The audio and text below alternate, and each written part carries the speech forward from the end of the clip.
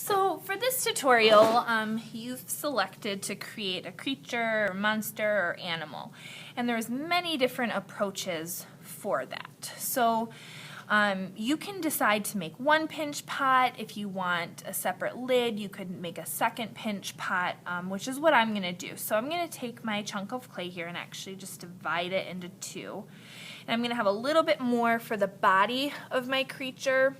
And then I'm going to use a smaller amount for maybe a lid.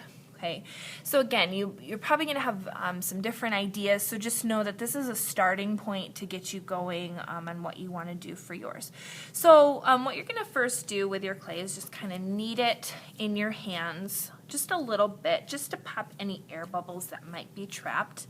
And then we're going to form it into a ball. So I'm going to roll my clay between my hands. You can kind of tap it back and forth and use your palm to hit it. That's actually really helpful and forms it pretty quickly. And then the other thing, you're going to want to take note if you have any areas like with some little cracks, just take your finger and smooth those out. Okay, and you can, once you get the hang of it, you're able to work pretty quickly. This is definitely the most time-consuming part of this project, but the care that you put into it now will go a long way in making sure that your project is successful. So just know that. So again, I'm going to go around, smooth all these areas out. Okay. All right.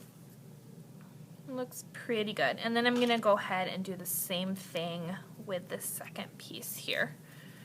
And that way it's ready to go to create a lid. So you can really create an existing animal if you want to. I've had students create birds, dinosaurs, or you can create kind of a creature of your own choosing. It could just be kind of a random creature. I've had different kinds of dragons. So just, pick and choose what you want to do. You can have your creature attached together, the top and the bottom of the pinch pot, or you can leave it removable to create like a little container or something, which is what I think I'm going to do with mine. Okay, so now I've got both of them ready to go for the top and bottom. So to create a pinch pot, what you're going to do is you're going to put the clay in your left hand, and you're going to take your right hand and press your thumb into the clay to create an indent.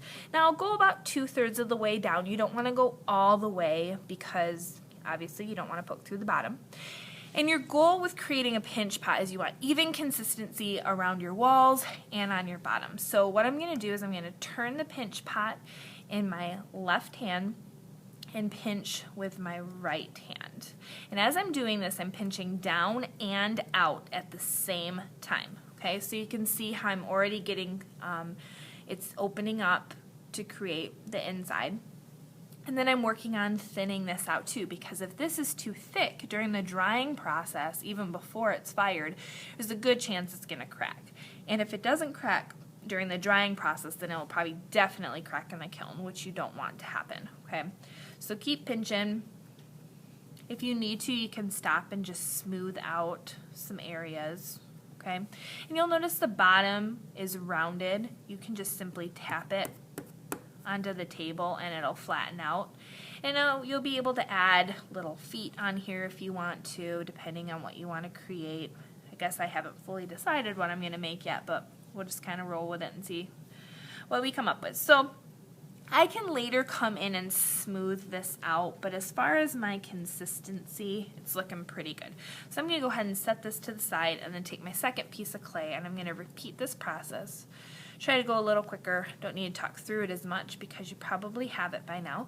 And the more you get to making pinch pots, the quicker you'll get at it. So what I can do with this piece then is maybe make some sort of lid on here. Maybe I'll make this into like an owl. Okay, so I'm forming a head. This could be my head of the owl. Okay, and then he can go on the base. Okay. I'll kind of turn that sideways so you can see it. So if I wanted to at this point, if I wanted my pieces to be attached, what you would do then is you would score all the way around on both sides. Then you would take them, hook them together, and smooth it. But of course, I decided I want to keep mine like a container that can open up. So I'm going to get rid of those score marks and not put them on. Okay, so from here, I'm actually going to let my clay sit up a little bit and become leather hard because it's really soft right now. There's a lot of moisture in the clay, so it's easily moldable, and I want it to sit up a little bit so that I can add in maybe some wings, a beak, some eyes. So watch part 2, and I will show you what to do next.